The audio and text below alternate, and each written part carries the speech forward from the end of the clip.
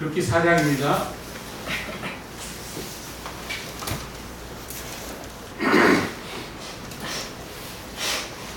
1절부터 6절까지만 먼저 교독하겠습니다. 보아스가 성문으로 올라가서 거기에 앉아 있더니 마침 보아스가 말하던 기업 물을 자가 지나가는지라. 보아스가 그에게 이르되 아무개여 이리로 와서 앉으라 하니 그가 와서 앉으매 보아스가 그 성문 창문을 열며 저에게 이르되 당신들은 여기 앉으라 하니 그에게 앉으매. 보아스가 그 기업 물을 자에게 이르되 모압 지방에서 돌아온 나오미가 우리 형제 엘리멜렉의 소유지를 팔려 함으로 내가 여기 앉은 이유와 내 백성의 장로들 앞에서 그것을 사라고 내게 말하여 알게하려 하였노라. 만일 내가 물으려거나 만일 내가 물지 아니하려거든 내게 와여 알게 하라. 내 다음을 하여 그 외에는 물을 자가 없으리라 하니 그가 이르되 내가 물으리라 하는지라. 보아스가 이르되 내가 나오미의 손에서 그 밭을 사는 날에 곧 죽은 자의 아내 모압 여인에게서 사서 그 죽은 자의 기업을 그의 이름으로 세워야 할지니라 하니 그 기업 물을 자가 이르되 나는 내 기업에 손해가 있을까 하여 나를 위하여 물지 아니하니 내가 물을 것을 너가 물으라. 나는 물지 못하겠노라 하는지라. 아멘. 룻기 마지막 4장입니다. 여러분 룻기 이야기를 룻기 말씀을 살피면서 하나님께서 직접 나타나시지 않는다라고 하는 것을 우리가 알 수 있죠. 직접 나타나서 말씀하시는 장면이 안 나와요. 하나님께서 사람들 앞에서 직접 행하시는 이야기가 아니죠. 하나님께서 나오미와 룻 그리고 보아스의 삶에 개입하셔서 그들을 통해서 하나님의 뜻을 이루어가시는 그 이야기, 바로 이 룻기 이야기죠. 룻기는 보이지 않는 하나님의 손길이 사람들의 삶 속에서 나타나는 그런 이야기를 우리에게 주고 있습니다. 우리가 전 시간에 항상 이 룻기 이야기를 살펴보면서 하나님의 역사가 내 삶 속에 이루어진다라고 하는 것을 우리가 함께 나눴어요. 여전히 오늘날에도 하나님께서 그렇게 일하시고 계시는 것이죠. 하나님께서 보이지 않는다고 해서 일하시지 않는 게 아니에요. 우리는 종종 기도할 때나 그리고 신앙생활하면서 하나님 왜 나에게 은혜 누리시지 않고 이렇게 어려운 상황 가운데 왜 하나님 나를 돕지 않는다라고 그렇게 질문하고 그런 생각을 할 때가 참 많아요. 그러나 하나님은 살아계시고 내 삶 속에 개입하셔서 아멘. 지금도 여전히 일하고 계신다는 거 우리 이것을 믿어야 돼요. 아멘. 내게 짠 하고 나타나셔서 말씀하시지 않아도 하나님은 보이지 않는 손길, 그 하나님의 섭리, 또 사람을 통해서 그 선하신 뜻을 이루어 가시고 있는 것이죠. 아멘.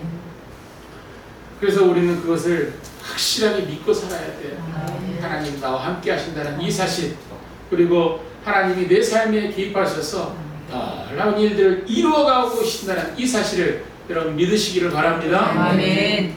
오늘 본문은 하나님께서 바로 이 보아스를 통해서 이 계획하신 일을 이루어가시는 그 모습을 보게 돼요. 우리가 룻기 처음 시작할 때 나오미의 가정이 어떤 가정이라고 했습니까? 빈털터리 깡통 같은 그 아무것도 없는 그런 상태의 그 두 사람의 이야기를 보았는데 2장과 3장의 이야기를 통해서 그들에게 먹을 것을 공급해 주시고 사람을 만나게 하시는 그 이야기들을 우리가 살펴봤습니다. 그리고 오늘 이제 4장에서는 이제 그 하나님의 그 선하신 계획, 그 계획을 이루어가시는 이야기인데 누구를 통해서? 보아스를 통해서 그 일들을 이루어가시는 이야기를 우리가 이제 보게 돼요. 하나님께서 나오미와 그 룻의 삶에 어떻게 채워가시는지, 어떻게 채워주시는지 그 이야기를 이제 4장에서 이제 살펴볼 수 있습니다. 우리가 지난 시간에 마지막 장면에서 나오미가 룻에게 말하는 그 장면들을 살펴봤죠. 뭐라고 했습니까? 이거 왜 안 되죠? 그거 빠졌나요?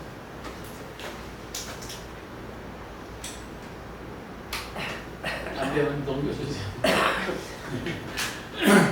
4장 18절에 보니까 시어머니가 딸에게 루세게 이야기합니다. 내 딸아, 이 사건이 어떻게 될지 알기까지 앉아있으라. 이렇게 이야기했죠. 내 딸아, 앉아있으라.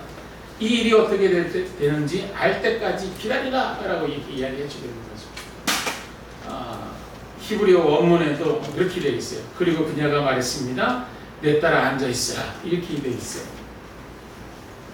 하나님께서 어떻게 일하시는지를 기다려보자. 라고 하는 것이죠. 여러분, 가을 시즌, 겨울 시즌 하나님께서 여러분에게 어떻게 일하실지 저는 여러분에게 기대하는 마음으로 지켜보겠습니다. 네. 여러분도 기대하시길 바랍니다. 네. 그런데 오늘 본문에서 사람들이 반복해서 보여주고 있는 모습이에요. 그것은 뭐예요? 앉아있는 모습이에요. 4장 1절 보세요. 앉아있더니 앉으라, 앉으네. 또 2절 보세요. 앉으라. 그래서 또 앉았어요. 또 4절 보세요. 여기 앉아있는 사람들이 앉아서 뭔가를 이야기를 하고 있는 것이죠. 보아스가 성문에 와서 앉았어요. 또 기업 물을 자도 와서 앉은 것이죠. 그리고 성읍 장로들도 와서 앉아있어요. 나오미가 루세에게 뭐라고 합니까? 말하겠습니까? 앉아있으라. 하나님이 하실 일을 기대하자. 바라보자. 라고 했어요.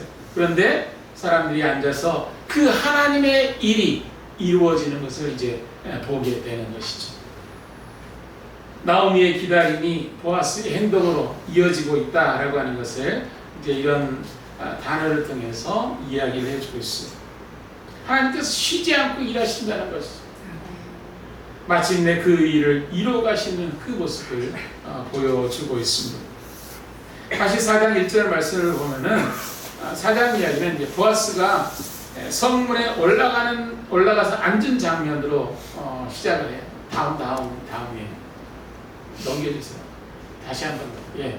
보아스가 성문으로 올라가서 앉았다. 이렇게 얘기했어요. 3장 15절 말씀 다음 슬라이드를 보면은 보아스가 루세에게 보리 6을 지워지고 곧바로 성읍으로 들어갔다. 그랬어요. 지체하지 않은 것이죠. 그날 그 아침에 바로 성읍으로 갔어요. 루세에게 한 약속을 지키기 위해서 곧장 성읍으로 올라간 것이죠. 성문이라고 하는 것은 사람들이 모이는 장소였지만 이스라엘 사회에서는 그곳에서 재판을 하고 중요한 일을 처리하는 그런 장소가 바로 성문이라고 하는 것이에요. 보아스는 바로 이 성문에서 기업 무르는 일을 공개적으로 처리하라고 했던 것이죠. 그는 2장 20절 말씀을 보면 엘리멜렉의 기업 물을 사람 중에 한 사람이었어요. 다음 슬라이드. 근데 자기보다 더 가까운 친족이 있다라고 하는 것을 잘 알고 있어요. 3장 12절에서 그렇게 루세기 이야기 해주고 있죠. 나보다 더 가까운 사람이 있다라고 했어요. 그래서 룻과의 약속을 지키지만은 자기 마음대로 자기 속에는 옳은 대로 일을 처리하지 않았다는 것이죠. 우리가 룻기 처음 시작할 때 뭐라고 했어요? 사사시대라고 했죠. 지금 이 사사시대예요. 그러니까 내 마음대로 하지 않고 절차를 따라 정해진 순서를 따라 일을 처리하고 있다는 게 얼마나 귀한 모습입니까? 세상 많은 사람이 다 그렇게 해도 이 보아스만은 그렇게 하지 않았다는 거예요. 참 보아스가 귀한 인물이었다라고 하는 것을 이런 장면을 통해서 우리가 살펴볼 수 있죠. 근데 다음 슬라이드. 그런데 그때 마침 누가 지나갑니까? 보아스가 말했던 그 기업 물을 자가 지나가고 있었어요. 바로 그때 그 사람이 나타난 것이죠. 하나님의 섭리 속에서 모든 것이 이루어지겠다라고 하는 것을 보여주는 거예요. 우리가 2장 이야기에서 뭐라고 했습니까? 룻이 우연히 보아스 밭에 이뤘고 그때 마침 보아스가 밭에 왔다라고 했어요. 다음 슬라이드에 나왔죠. 우연히 엘리멜렉의 친족 보아스에게 속한 밭에 이르렀는데 마침 그때 보아스가 그 밭에 왔다라는 거죠. 하나님의 섭리, 하나님의 인도하심이죠. 오늘 장면에서도 보아스가 성문에 앉아 있을 때 마침 그때 그 기업 물을 자가 지나가고 있었던 거예요. 사람의 눈으로는 우연치 보이는 것이지만 바로 하나님의 섭리가 이루어지고 있다라고 하는 것을 보여주는 것이죠. 하나님의 도우시는 손길이 나타나고 있는 거예요. 여러분의 삶 속에서도 그런 하나님의 도우시는 손길이 임하기를 축복합니다. 아멘. 그러면서 보아스가 그에게 말합니다. 다음 슬라이드. 아무개여 이리 와서 앉으라. 이름을 부르지 않고 여보시오 이리 와서 좀 앉으시오 라고 했어요. 같은 친척인데도 그렇게 가까운 사람은 아니었던 것 같아요. 또 의도적으로 보아스라고 하는 이름을 더 부각시키기 위해서 성경 저자가 그냥 무명으로 처리했는지도 몰라요. 그러자 그가 가던 길을 멈추고 와서 앉게 됩니다. 그리고 또 2절 말씀을 보니까 보아스가 성읍 장로 10명을 불러서 그들 앞에 앉게 합니다. 기업물을 우선순위의 사람과 증인 역할을 한 장로 10명이 성문에 앉은 것이죠. 기업물을 권리를 결정하기 위한 모든 준비가 이제 갖추어진 거예요. 보아스는 자신의 권리를 주장하기 전에 먼저 정당한 절차를 따른 거예요. 우리가 앞 시간에서도 살펴보았지만 목적이 선하다고 해서 방법까지 불이하던 것은 옳지 않다 그랬죠. 방법도 선해야 된다 그랬죠. 절차를 따라야 된다 그랬죠. 자신에게 유리하도록 일을 처리하지 않았던 것이죠. 자기의 속에는 오른 대로 내가 룰색의 약속을 지켰으니까 나보다 더 가까운 사람이 있지만 어쨌든 그냥 법을 이용을 해서 내가 기업 물을 권리를 내가 해야 되겠다라고 그렇게 하지도 않았다는 거예요. 절차를 따라서 순서에 따라 정확하게 참으로 보아스라고 하는 인물이 어떤 인물이었다라고 하는 것을 우리가 알 수 있는 것이죠. 더 가까운 친족에게 먼저 권리가 있음을 인정하고 그에게 우선순위를 먼저 주는 거죠. 그리고 장로들을 증인으로 세워서 공개적으로 모든 것을 처리하려고 했던 그런 인물이었어요. 보아스는 자신에게 주어진 책임과 또 그 절차를 따라서 질서 있게 모든 것을 감당하고 있는 것이죠. 다음 3절 말씀을 보니까 보아스는 가까운 친족에게 나오미가 엘리멜렉에 속한 땅을 팔려간다 라고 하는 사실을 이제 알려주고 있는 것이죠. 그리고 그에게 먼저 기업 물을 것을 묻고 있어요. 여기 앉아있는 사람들과 장로들 앞에서 그 땅을 사라! 그렇게 이야기를 하고 있는 것이죠. 만일 당신이 기업 물어주려고 하면 물어주시겠지만 당신이 그 기업을 물어주려 하지 않는다면 나에게 이야기하라고 이렇게 이야기하는 거죠. 당신 외에 기업 물을 사람이 없고 내가 당신 다음이다 라고 이렇게 이야기하는 거죠. 그랬더니 다음 슬라이드 뭐라고 합니까? 내가 물이라 라고 했어요. 이게 예상했던 시나리오가 아니죠. 당황했을 거예요. 아마 이 자리에 나오미와 룻이 있었다면 깜짝 놀랐을 거예요. 아니 이게 무슨 날벼락이야 라고 했을 거죠. 그렇지만 보아스가 침착하게 5절 말씀을 보니까 그 땅을 사서 기업 물을 사람이 해야 할 일을 이야기해 주고 있는 거죠. 뭡니까? 기업을 물을 일은 단순히 땅을 사는 일이 아니죠.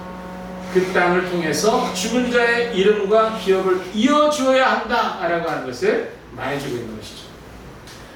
모압 여인 룻과 결혼을 하고 그를 아내로 맞이해서 이제 아이를 낳게 되면은 그 땅을 그 아이에게 상속해 줘야 된다는 거예요.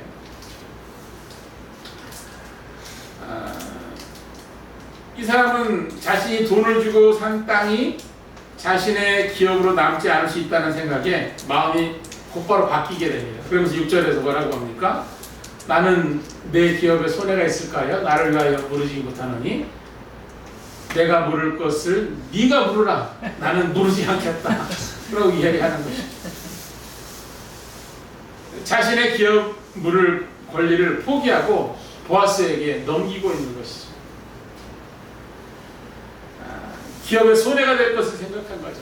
땅을 사게 되면 자신에게 유익하다고 생각했지만 손해가 될 것을 알게 되자 곧바로 물러나 버린 것이죠. 이 보아스와 이 사람의 차이가 이렇게 이제 드러나는 거예요. 한 사람은 자신의 유익을 위해서 먼저 생각했고, 반면에 보아스는 뭡니까? 손해를 감수하면서도 자신의 책임을 감당하겠다라고 하는 거예요. 실제로 율법에서는, 이스라엘 율법에서는 토지를 영원히 매매하는 것을 금지합니다. 레위기 25장 23절에 보니까, 다음 슬라이드 보면 토지를 영구히 파지 말라고 했어요.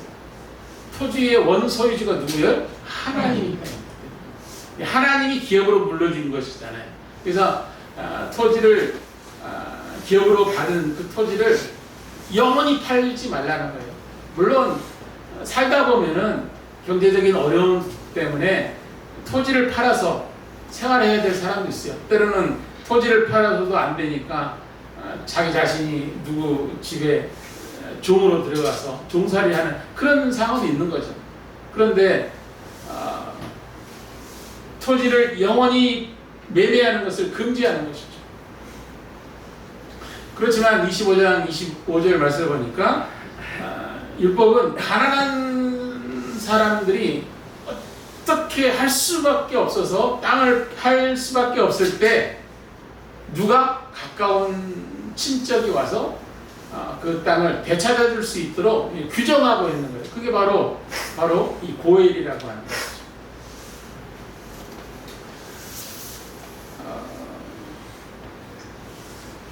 그런데 이 땅을 팔게 되면은 나중에 돈을 벌어서 그 땅을 사간 사람에게 찾아가서 내 땅 돌려달라고 하면 돈을 주고 다시 살 수 있어요. 요즘으로 말하면 땅을 팔고 사는 사람이 돈이 생겨가지고 어쩔 수 없이 땅을 팔았는데 다시 돈 주고 살려면 그대로는 못 팔지, 뭐 돈 얹어서 팔든지, 안 판다고 하면은 못 받는 거잖아요. 그런데 율법에서는 땅을 판 사람이 산 사람이 가서 내가 돈 줄 테니까 그 다시 땅을 달라고 그러면 줄 수밖에 없는 게 율법이에요. 그리고 혹시 내가 돈이 없어서 그 땅을 사지 못하면 형제 중에 가까운 사람, 친척 중에 값을 지불하고 그 땅을 되찾아 줄 수 있는 게, 그게 율법이고, 그게 이제 고엘의 역할인 것이죠. 또 하나 이 땅을 되돌려받을 수 있는 방법이 있는데, 그것은 바로 희년이라는 말이죠. 희년이 되면 땅을 아무런 대가 없이 되돌려줘야 돼요. 그런데 여러분, 성경에서 보면은 이스라엘 역사 가운데 희년 제도가 실제로 제대로 지켜졌는지를 성경에서 확인이 안 돼요. 그래서 어떤 사람들은 이스라엘 전 역사를 통해서 희년을 한 번도 지킨 적이 없다라고 그렇게 이야기하는 사람도 있어요. 저도 거기에 동감합니다. 그렇기 때문에 마태복음 10장에서 재물이 많은 사람이 예수님께 와가지고 영생을 어떻게 해야 됩니까? 할 때 땅을 팔아가지고 나눠주고 따라와라 그러는데, 이 땅 부자가 그걸 팔지 못해가지고 예수님 따라가지 못하는 그 이야기 우리 살펴봤잖아요. 그 재물이 많은 자가 뭐예요? 땅 부자예요. 이스라엘 사회에서는 땅 부자가 될 수 없는 거예요, 율법에서는. 근데 땅 부자가 됐다는 것은 가난한 사람들이 땅을 팔 때 그것을 그냥 차곡차곡 사서 진짜 땅 부자가 있었던 거죠. 희년 제도라는 게 바로 그것을 금지하는 거예요. 이렇게 볼 때 이 기록 물을 권리를 통해서 땅을 사는 것 자체가 그렇게 반드시 손해가 되는 것이 아니죠. 어떻게 하면은 뭐 되돌려 받을 수 있는 것이잖아요. 나중에 뭐 희년이 되면은 다시 되돌려 줘야 되지만은 원소유주가 와서 돈을 주고 다시 사갈 수 있는 그런 상황이에요. 근데 문제는 룻을 아내로 맞아들여서 아이를 낳으면은 그 아이에게 이 땅을 상속해 줘야 된다는 거죠. 그러니까 딱 이제 계산이 좀 밝은 사람, 이게 이제 손해가 되겠구나 라고 하니까 즉시 마음 바꿔서 나는 못 모르겠다, 네가 가져가라, 이렇게 이야기를 하는 거죠. 자신의 재산을 되돌려 받을 가능성이 낮은 그런 손해보는 일 때문에 권리를 포기하겠다고 이렇게 선언하고 있는 거죠. 이렇게 본다면은 보아스가 룻에게 맹세하고 지키려 했던 그것이 얼마나 귀한 일인지를 우리가 알 수 있죠. 고엘은 단순히 권리를 행사하는 것이 아니에요. 자신의 것을 사용해서 다른 사람의 기업을 회복시켜주는 것이죠. 자신의 유익만 생각했다면 할 수 없는 거죠. 손해를 감수해야 되는 일이에요. 그런데 보아스는 그것을 알고도 룻에게 약속을 한 거죠. 그리고 그 약속을 지키기 위해서 성문에서 절차를 따라서 자신의 책임을 감당하고 있는 거예요. 자신에게 손해가 될 일을 감수하면서 기업부를 책임을 감당하고 있는 이 보아스의 모습이 참 귀하지 않습니까? 우리가 지난 시간에 우리 참된 고엘이신 예수님께서 우리를 위해서 무엇을 해주셨는지를 우리가 살펴보았잖아요. 뭐였어요? 예수님 우리를 위해서, 우리를 구원하시기 위해서 자기 자신을 다 내어주셨다는 것이에요. 이게 고엘이에요. 가장 큰 희생을 감당하신 것이죠. 십자가에서 자신의 생명까지 내어주신 것이죠. 아멘. 그렇다면 우리가 이 엄청난 사랑을 받은 우리들이 이 땅에서 어떻게 살아야 될까요? 이것이 우리의 이제 해야 될 모습이죠. 여러분, 우리가 하나님의 말씀을 왜 순종합니까? 왜 순종해요? 하나님께서 명령하시기 때문이라고 말을 하죠. 또 하나님께서 하신 말씀이 항상 옳다라고 생각하기 때문에 순종해야 된다고 그렇게 말할 수 있죠. 그런데 하나님 말씀을 따르고 순종한다 하는 게 언제나 내 삶에 유익이 오는 건 아니에요. 때로는 손해를 봐야 될 때가 있고, 때로는 나를 내려놔야 될 때가 있어요. 또는 내가 희생해야 될 때도 있어요. 우리가 시간과 물질을 써가면서 정성껏 하나님 섬기고 누군가를 섬겼지만 아무런 대가나 알아줌이 없을 때 어떻습니까? 마음이 좀 거시기 하잖아요. 그럼에도 오직 사랑 때문에 우리가 그 자리를 지키고 그것을 행하는다는 게 그게 귀한 거예요. 그때 우리의 진짜 모습이 드러나는 것이죠. 나에게 유익하면 순종하고 손해가 되면 외면하는 모습, 이게 오늘 우리 많은 사람들의 모습 속에서 나타나는 거잖아요. 내가 얻는 것이 있으면 사랑하고 잃어버리는 것이 있으면 돌아서는 그런 세상이죠. 오늘날 우리 살아가는 많은 사람들의 모습 속에서 그런 이야기들이 끊임없이 나오고 있는 것이죠. 그렇지만 하나님의 자녀들은 달라야 돼요. 우리는 그렇게 하면 안 된다는 거예요. 우리는 사랑으로 행해야 된다는 거죠. 다음 슬라이드 보면은 사도 바울은 사랑은 율법의 완성이라고 했어요. 로마서 14장 10절이 있죠. 사랑은 이웃에게 악을 행하지 아니하나니 그러므로 사랑은 율법의 완성이라 했어요. 사랑은 내가 얻는 것만 생각하는 것이 아니죠. 사랑은 때로 손해를 감수하는 거예요. 사랑하기 때문에 내 것을 내어주는 거죠. 사랑하기 때문에 희생하는 거예요. 사랑하기 때문에 하나님 말씀에 순종하는 거예요. 여러분, 하나님을 사랑하기 때문에 말씀에 순종하고 말씀을 따라가는 거죠. 하나님 말씀이 명령이기 때문에, 하나님 말씀이 옳기 때문에 그걸 따라간다면 어쩔 수 없이 끌려가는 어린 양처럼 다 끌려가잖아요. 뭐 그렇게 끌려가면서 순종하는 것도 귀하지만 여러분, 하나님을 사랑하시기 바랍니다. 사랑해서 하나님 말씀을 순종하는 거예요. 하나님을 사랑하는 사람은 하나님의 말씀을 사랑하는 거예요. 그리고 하나님 말씀을 사랑하는 사람은 그 말씀을 따라서 실천하고 이웃에게 그 사랑을 나눠주는 것이죠. 요한일서 4장 20절 21절 너무나 잘 아는 말씀이에요. 누구든지 하나님을 사랑하는 하고 그 형제를 미워하면 이는 거짓말하는 자니 보는 바 그 형제를 사랑하지 않는 자는 보지 못하는 바 하나님을 사랑할 수 없느니라. 우리가 이 계명을 주께 받았으니 하나님을 사랑하는 또한 그 형제를 사랑할지니라고 했어요. 하나님을 사랑하는 사람이 이웃도 사랑하는 거예요. 하나님을 사랑하고 이웃에게는 그냥 모른 척하는 거예요. 이건 사랑의 진정한 모습이 아니죠. 사랑하기 때문에 손해를 감수하고, 사랑하기 때문에 희생하고, 사랑하기 때문에 순종하는 거예요. 보아스는 손해를 감수하면서 자신의 책임을 감당했던 인물이었어요. 예수님께서는 우리를 위해서 자신의 생명까지 내어주신 것이죠. 우리는 그런 사랑을 받은 사람들이에요. 그러므로 우리도 그 사랑 때문에 손해를 감수하는 그런 삶을 살아야 되는 것이죠. 사랑하기 때문에 희생할 수 있어야 돼요. 사랑하기 때문에 말씀을 따라 살아갈 수 있는 거죠. 사랑하는 여러분, 여러분에게 예수님의 사랑이 가득하여서 여러분의 생활 속에서 그 사랑을 실천하는 그런 분들이 될 수 있기를 축복합니다. 그 사랑의 열매가 여러분의 삶 속에 풍성하게 맺혀질 수 있기를 예수님 여러분을 축원합니다. 자기의 유익을 구하지 아니하고 사랑을 실천하는 삶이 되게 하여 주시옵소서. 예수님의 사랑을 실천하고 전하는 우리 성도가 되게 주시옵소서. 우리 주 한 분의 주가 함께 기도하며 나갑니다.